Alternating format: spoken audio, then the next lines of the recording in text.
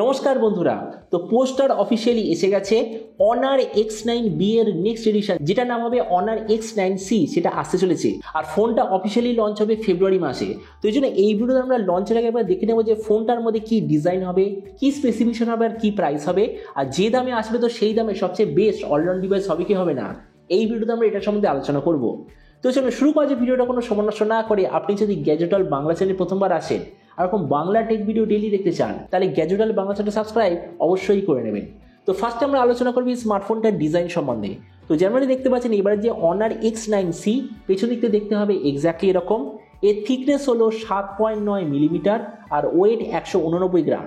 এর পেছন দিকে আপনি পাবেন টোটালি প্লাস্টিকের ব্যাক কভার, সাইডে আছে প্লাস্টিকের ফ্রেম, আর ফোনটা আপনি 2 থেকে 3টে ডিফারেন্ট কালারে দেখতে পাবেন। ডিসপ্লে দিক থেকে এতে আছে 6.78 inch 1.5K 120 hertz 10 bit curved OLED display.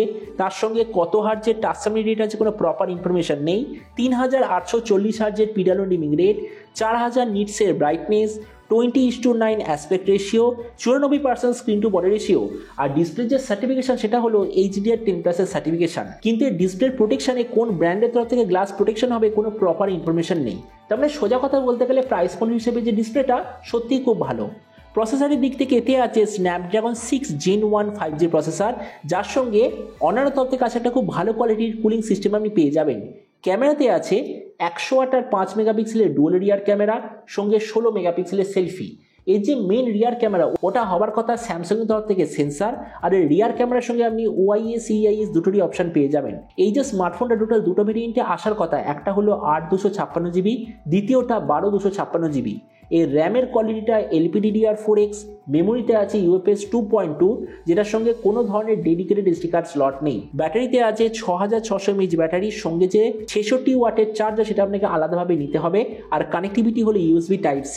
তো এবারে স্মার্টফোনের বাকি কিছু ফিচার বলতে গেলে এতে আপনি পাবেন Android 14 out of the box, কোনো ধরনের 3.5mm জ্যাক নেই, dual speaker, under display fingerprint sensor, আর IP65 এর ওয়াটার অ্যান্ড ডাস্ট প্রোটেকশন। আর এর OS আপডেট সাইকেল দিক থেকে বলতে গেলে এটা আপনি পাবেন 2 বছরের মেজর OS আপডেট আর 3 বছর সিকিউরিটি আপডেট। তো এবার সবচেয়ে মেইন জিনিস, ফোনটা কি দামে লঞ্চ হবে। তো দেখুন, দাম বলতে গেলে ফোনটা আসার কথা 25,000-এর আশেপাশে, কারণ এর লাস্ট বারের যে অনার X9B ওটাও লঞ্চ হয়েছিল 25,000-এর আশেপাশে। তো এবার সব থেকে আপনাকে জানাবো এই যে স্মার্টফোনে যে আসতে চলেছে যেটা কি প্রাইস পয়েন্টের মধ্যে সবচেয়ে ভালো নাকি এর চেয়ে বেটার অন্য কোনো ফোন অ্যাভেলেবল আছে। দেখুন, এই স্মার্টফোনটার মেইন সেলিং পয়েন্ট কি, 25,000 টাকার আশেপাশে কার্ভ ডিসপ্লে স্মার্টফোন প্রোভাইড করা।